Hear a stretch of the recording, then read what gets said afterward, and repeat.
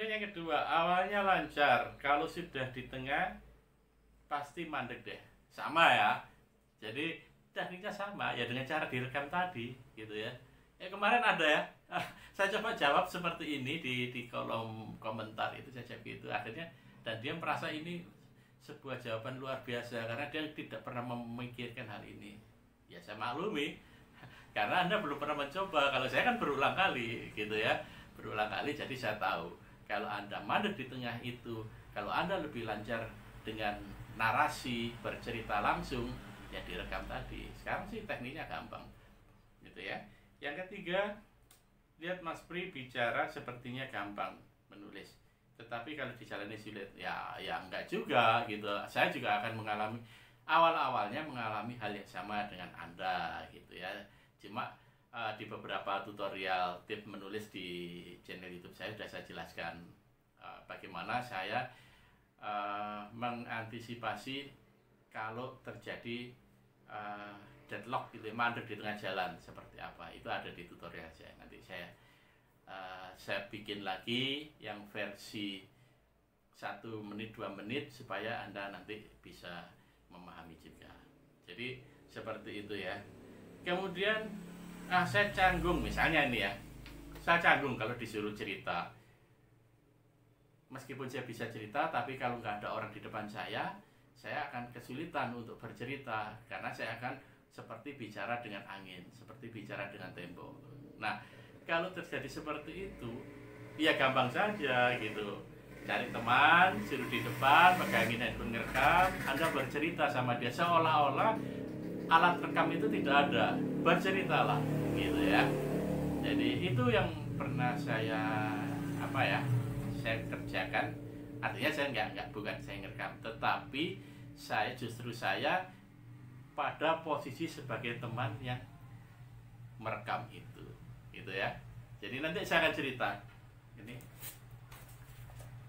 Ini di buku salah satu buku saya ini ada 30 cerita inspirasi, semacam cerita nyata ya, kisah nyata, true story ini, gitu.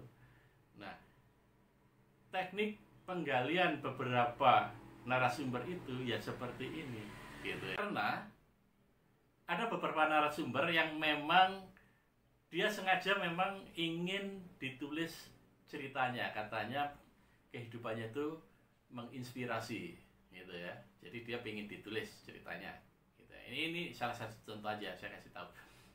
Ketika saya minta untuk menulis, coba kamu tulis kehidupanmu seperti apa, nanti saya kembangkan menjadi sebuah cerita dan nanti akan menjadi salah satu tulisan dari 30 judul itu ya yang akan dimuat gitu. Apa yang terjadi? Dia tidak bisa menulis katanya. Sulit saya menulisnya. Terus saya tanya, bagaimana saya bisa menulis cerita kehidupanmu kalau kamu nggak bisa menuliskannya gitu. Saya bicara bisa cerita gitu. Oke, akhirnya dia bercerita dan saya yang merekam. Jadi seperti itu yang terjadi. Akhirnya ya jadi gitu loh, jadi ceritanya ada di sini ya. Mungkin di video berikutnya minggu depan ya, saya coba untuk membahas tentang teknik menggali narasumber. Jadi gitu, narasumbernya merasa banyak cerita, tetapi dia nggak bisa bercerita, baik tulisan maupun itu. Nah, itu ada teknik supaya dia mau bercerita. Nah, itu nanti kita bahas di video berikutnya ya.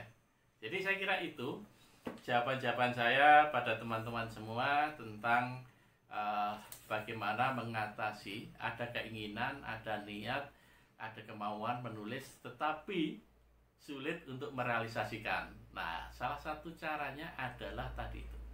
Salah satunya adalah dengan merekam. Dengan asumsi bahwa bisanya hanya bercerita, akan bisa lancar. Ya.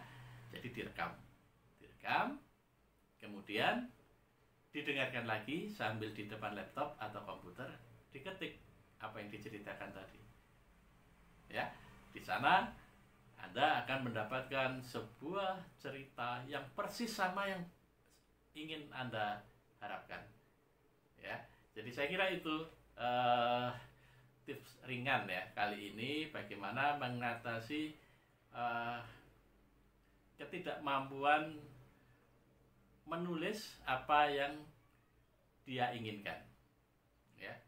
Apakah boleh? Ya boleh gitu. Orang nulis ya kan caranya macam-macam gitu ya, gitu. Ya, saya kira itu. Terima kasih atas perhatian teman-teman. Mohon supportnya terus. Tolong di subscribe, di share, di like, di komen ya di channel saya ini, sehingga saya tahu keinginan teman-teman itu apa.